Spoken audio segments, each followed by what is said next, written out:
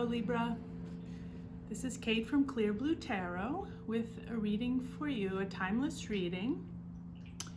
And I wanted to say that when I was shuffling and starting to pull cards, first of all the cards jumped, which usually I don't pull like that. I meditate and I lay the cards down and select with my left hand as I meditate on the person or the sign I'm reading for, but they all jumped like crazily. Jump. I didn't get through shuffling before they had all jumped out. And I got 3 extras as clarifying the end. So it was really wild. I got 14 cards in like no time. Boom, boom, boom.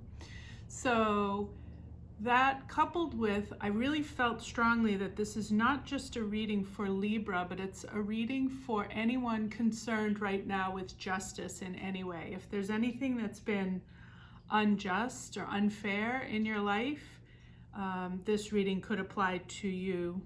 And if you're a Libra and you have any sense of things not being fair for you or just, that would indicate this reading's doubly for you. So we're going to jump right in. In the center, I got 2 cards from the Fairy Oracle deck. I got He of the Fiery Sword with the Loam. Okay, and those I got crossed by the star from the Good Tarot. So that is at the center of your reading, stating that there's something new come in that has made you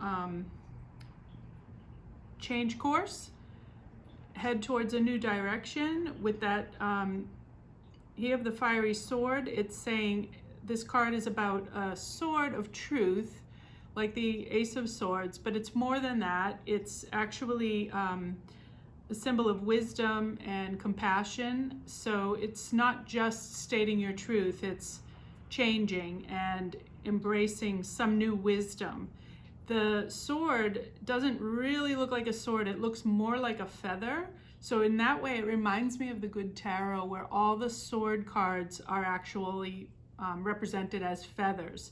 So it's about ideas, inspiration, and it can also be about letting something go, the way that a feather can float into the air. It's that kind of energy with the fire, the sword, the air symbolism, the feather. It's about chi, wind, breath, God, wisdom, knowledge, and it's a singer, so it's about angelic energy, holy energy. So there's some new growth inside of you that's spurring on this whole reading, and it's covered by the loam, which is all about unconditional love and giving without expectation of receiving. Sometimes even having to give until it hurts. Sometimes occasionally being called upon to really dive deep within to find this love when it occasionally might present itself as difficult to do so. So I somehow got that feeling because of the cards that are coming up, that the loam, it's really emphasizing to me her wings that are kind of tattered and torn, that, this may be right now a little bit of a challenging time for you to find this love, and you're using this wisdom and compassion to be able to get to that.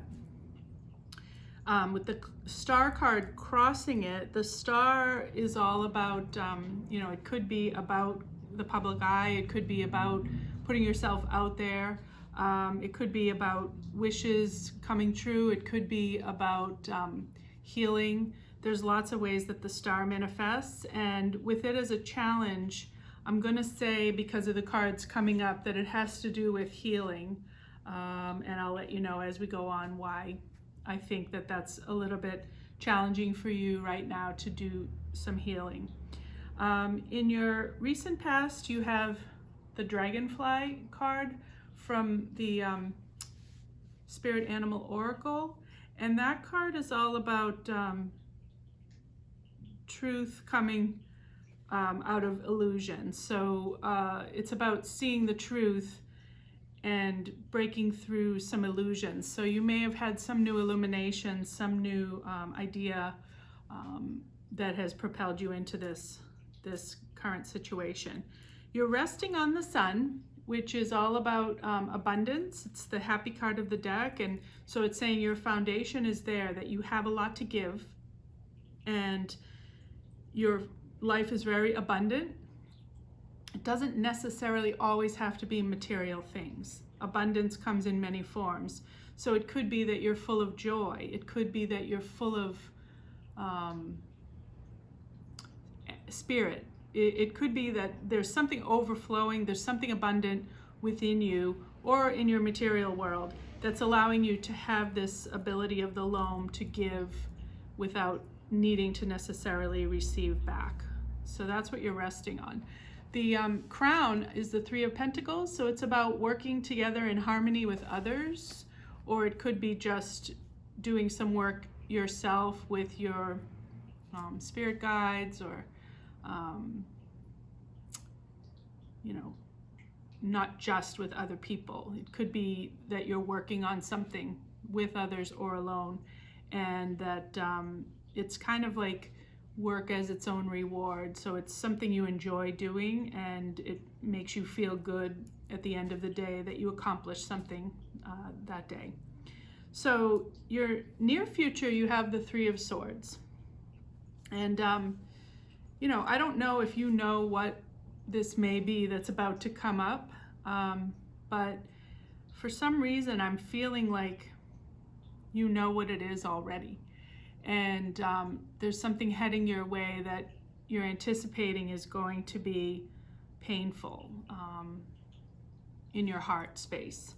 And maybe that's why you're right now so full up and abundant, is to carry you through this challenge in the near future, and continue to feel like you can give without receiving, because maybe there's something happening that you're anticipating that's going to be hard on your emotions, difficult for your emotions.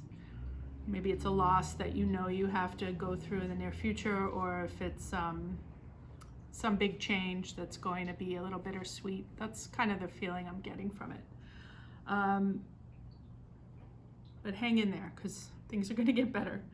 The inside, what you are having happen within you right now is the High Priestess. So you are getting very much in tune with the mysteries of life. You're gaining wisdom.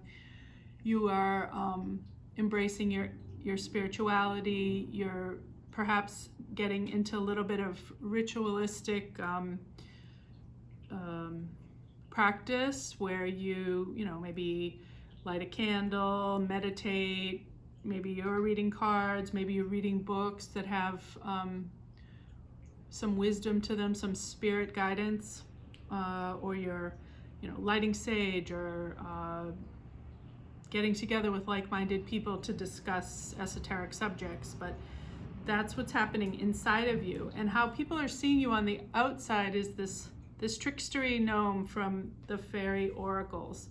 And the gnome is a funny energy. It's kind of a prankster. So maybe you're being a little wild right now, a little silly, or, you know, we're all at this point in time, although I always say it's a timeless reading. Currently, at the time of this filming, when I'm speaking to you, it is a time in the world of a lot of boredom. People are not out and about doing so much, and I am noticing when I get together with family, people I'm comfortable with, and people that are in my bubble, people can get a little kooky, a little silly, and, you know, everyone's getting a little stir crazy. So it kind of reminds me of that feeling in this reading of when you're a little punchy at the end of a long day, or if you're you know, cooped up too much and you start to go a little kooky, and, you know, so he is that energy for me today, and that's kind of how people are seeing you. What your hopes and fears are is the Death card, and you know, it's pretty appropriate to have the fear position and have that card right in there, because that is sort of that fear of what comes next when something dies, and that unknown of, you know, we don't know what happens. But I think you're prepared for this fear with the High Priestess within you, and this kind of prankstery energy on the outside, and then all this love, wisdom, and compassion in the center. I think you don't need to fear this death card too much. If there's a big change about to come up for you, or if you are losing someone in your life, or you're having some sort of painful ending of any type in your life, you should rest assured that you'll make it through this just fine, because you have this support within you of abundance. You have the star, the sun, the fiery sword, this beautiful loam energy, and you entered into it all with this dragonfly, which is, you know, very, very, it's sometimes, even though the truth might hurt, we have to embrace the fact that this is a world of duality, and there is change, there is loss, there's always death, there's always difficult circumstances, and as long as we're supported within by spirit and love, we can be guided gently through this, as gently as possible, if we accept it and kind of hone in on the one thing that hurts, but don't let everything else in your life go chaotic because of this one thing. Your ultimate outcome here, we got Epona's Wild Daughter. And this is kind of also a little bit of a challenging card. She's in the moonlight, she's not in the sunlight. So you have the star and the sun here in the center. And then she's coming at the end, and she is the daughter of the moon. So even though you don't have the moon, it's represented with her, and then it's also represented here in the clarification card of the journeyman, where he's holding the moon on a stick, like a hobo's bag on a stick. So he's setting forth into the unknown, having conquered this fear of death, having conquered this fear of what might happen, and he's holding the moon. So it's looking to me like you have the star and the sun on your side to be able to use them to capture the moon. And if you think about it, the sun and the star are light, and the moon is just reflection of light. So why would, if you have the sun and the star, why would you need to fear the moon? Because the sun and the star have all this power of real light, and the moon is just a mirror. So you can hold this mirror and use this mirror and walk forward fearlessly once you grasp this, that there's nothing to fear. It's just an illusion. Clarifying the journeyman and Epona's Wild Daughter, I got the Ecstasis card and the Nine of Air. So the Nine of Air is the Nine of Swords in most decks, and it's, you know, that sort of nightmarish, lying awake, worrying with the swords overhead. But again, this is such a positive spin on those types of ideas, because the Nine of Air is all about the feathers, where the swords turn into the feathers and fly away, because it's an illusion that they're swords. They're just worrisome thoughts, which you can let go of like you would feathers in the wind. And then you can have this ecstasis feeling, because that is what's the ultimate outcome of conquering this fear and this maybe heartbreaking situation or difficult change, will be that you have that rebirth of the ecstasis, which is the ultimate joy. It's the ultimate connection with being lit up from within with joy. Like all of a sudden, all this work you've done, all this transformation, all this wisdom is going to return to you, like everything that the loam is giving. Once she lets go and stops being afraid, it's going to all return to her. Maybe not from where it was given. Maybe it's given freely and without expectation, but the nature of the universe is once you stop looking for the return, maybe once you stop looking for the return from the person that, or the situation that you gave to, and you let it go and trust the universe, all of a sudden you get the flood, the reversal, the flood of what you've given coming back to you. So that's the message today. I liked it. It was really clear and lots of good stuff. Some challenges, but that's life, right? Duality. So thank you so much for tuning in. I'm going to end it there, and I hope to see you next time, Libra. Thank you so much.